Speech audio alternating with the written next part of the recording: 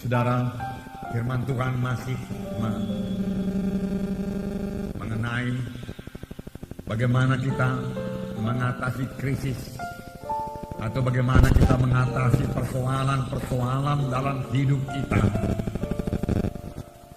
Firman Tuhan berkata, sama sebagaimana imanmu jadilah padamu. Dengan iman yang teguh kita pasti berkemenangan. Maka sebaliknya, kalau tanpa iman mustahillah kita berkenan kepada Tuhan.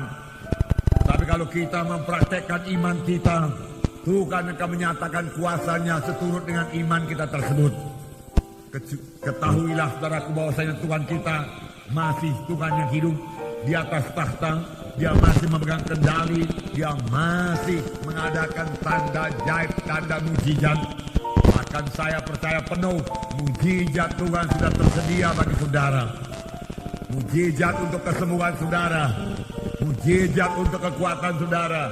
Mujizat untuk berkat-berkat bagi saudara. Semua itu sudah tersedia. Apakah itu berkat rohani, apakah itu berkat materi yang sangat kita butuhkan pada masa-masa krisis ini. Tuhan sudah menyediakannya bagi saudara. Bahkan sebenarnya Tuhan Yesus telah menjadi miskin supaya dengan kemiskinannya kamu menjadi kaya. Banyak sekali janji-janji Tuhan mengenai hidup yang berkelimpahan ini. Bahkan firman Tuhan berkata, aku mau engkau keberkatan saudara-saudaraku, sama sebagaimana jiwamu keberkatan dan jiwamu baik-baik saja. Pandanglah kepada Tuhan Yesus pada pagi hari ini, saudaraku, dan berharap kepadanya saja. Maka saudara akan keluar dengan kemenangan, melintasi masa krisis ini, saudaraku. Kita melihat satu bangsa pilihan Tuhan. Bangsa pilihan Tuhan yang berada dalam keadaan krisis. Apa yang jadi kepada bangsa pilihan Tuhan ini, yaitu bangsa Israel. Bagaimana mereka keluar daripada krisis mereka? Apa sebabnya mereka ditimpa krisis tersebut? Bagaimanakah caranya mereka keluar daripada krisis itu? Bagaimana caranya mengalami mujizat Tuhan? Hakim-Hakim pasal 6 ayat 1 sampai 6. Baiklah kita baca bersama-sama. Hakim-Hakim pasal 6 ayat 1 sampai 6. Kita baca bersama-sama. Dapat saudara? Mari kita baca. Tetapi orang Israel melakukan apa yang jahat di mata Tuhan. Sebab itu Tuhan menyerahkan mereka dalam tangan orang Midian 7 tahun lamanya. Dan selama itu orang Midian berkuasa atas orang Israel. Karena takutnya kepada orang Midian itu, maka orang Israel membuat tempat-tempat perlindungan di pegunungan, yakni gua-gua dan kubu-kubu. Setiap kali orang Israel menabur, datanglah orang Midian, orang Amalek, dan orang dari sebelah timur, lalu maju mendatangi mereka. Berkemahlah orang-orang itu di daerah mereka, dan tidak meninggalkan bahan makanan apapun di Israel, juga domba atau lembu, dan keledai pun tidak. Sebab orang itu datang maju dengan ternaknya dan kemahnya, dan datangnya itu berbanyak-banyak seperti belalang. Orang-orangnya dan unta-untanya tidak terhitung banyaknya. Sekalinya datang ke negeri itu untuk memusnahkannya, sehingga orang Israel menjadi sangat melarat oleh perbuatan orang Midian itu.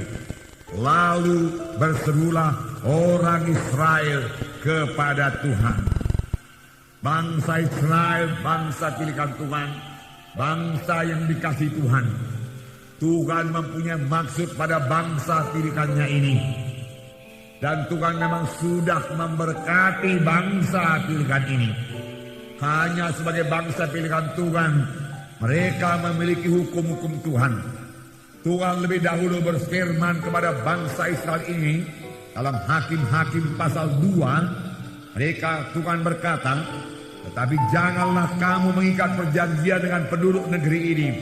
Mesbah mereka haruslah kamu robohkan. Tapi kamu tidak mendengarkan firman-Ku. Mengapa kamu berbuat demikian?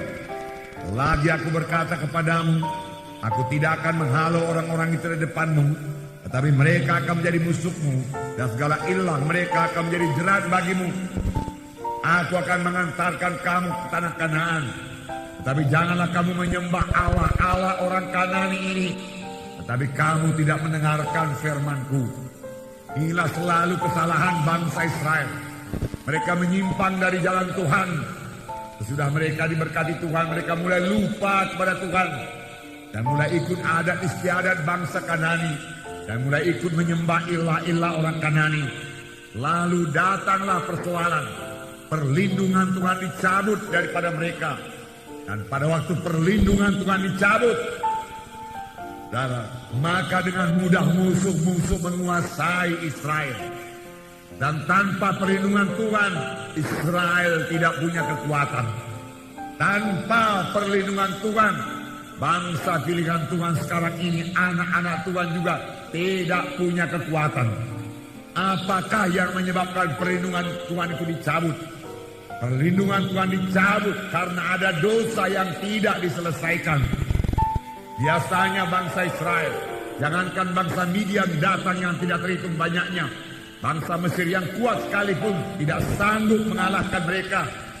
Panjang mereka menyembah Tuhannya, panjang mereka bersekutu dengan Tuhan, panjang mereka tidak berbuat dosa. Dosalah yang menyebabkan mereka lemah. Dosalah yang menyebabkan mereka kalah. Dosalah yang menyebabkan anak-anak Tuhan sekarang dikuasai oleh setan, dikuasai oleh kutuk dosa. Dosa menyebabkan doa tergendala.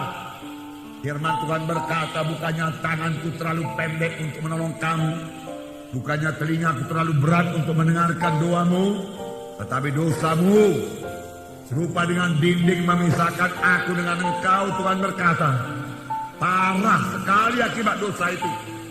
Kekalahan selalu datang karena dosa yang tidak diselesaikan. Tidak ada kuasa. Oleh sebab itu jangan biarkan dosa berkuasa dalam hidup kita, saudaraku.